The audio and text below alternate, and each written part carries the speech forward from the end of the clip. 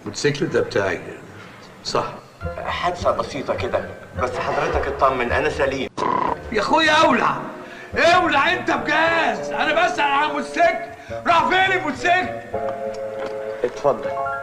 ايه ده؟ ده الباقي. ده اللي فاض من الموتوسيكل؟ فدايا فدايا. فدا مين؟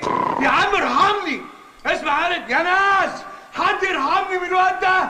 اسمع يالا بقى اما اقول لك، اسمع يا ساميه، انا حرامي يا ساميه، في وشك بقى اديني بقول لها، مش ده اللي انت ماسكه عليا، اديني قلت لها انا حرامي، جوز خالتك حرامي، مبسوط؟